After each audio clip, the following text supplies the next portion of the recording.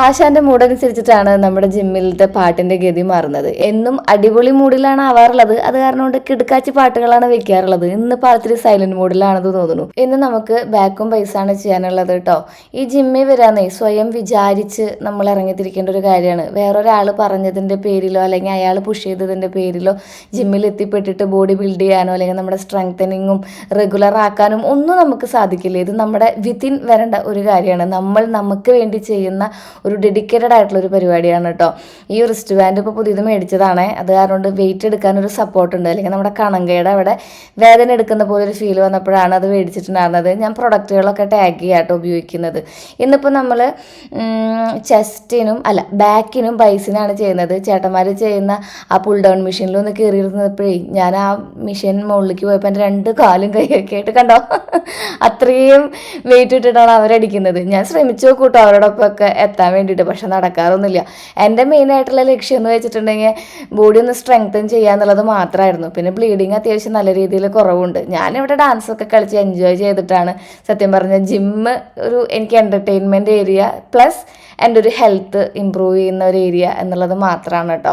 അതുപോലെ ബൈസിനടിച്ചു, നമ്മൾ കേളും ഹാമറൊക്കെ അടിച്ചു. ഇതാണ് എൻ്റെ ആശാൻ. അങ്ങനെ ആശാൻ ഇടയ്ക്കിടയ്ക്ക് വന്ന് നോക്കും, തെറ്റും ശരികളൊക്കെ പറഞ്ഞു തരും.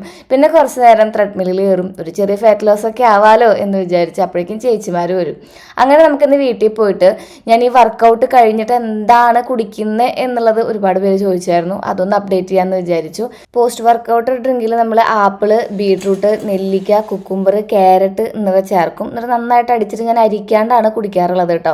അപ്പുറത്തിരിക്കുന്ന ചെറിയ ഗ്ലാസ് നമ്മുടെ ശാന്തമ്മയ്ക്കാണ്. പിന്നെ ഒരു മുട്ടയും കൂടെ കഴിക്കുന്നുണ്ട് കേട്ടോ.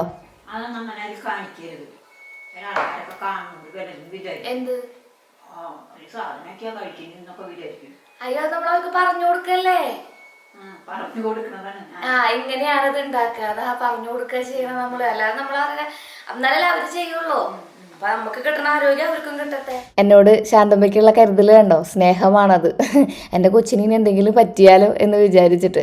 അതിനെക്കുറിച്ചൊന്നും വലിയ അറിവില്ല കേട്ടോ. അവരൊക്കെ പഴയ ആൾക്കാരാണേ.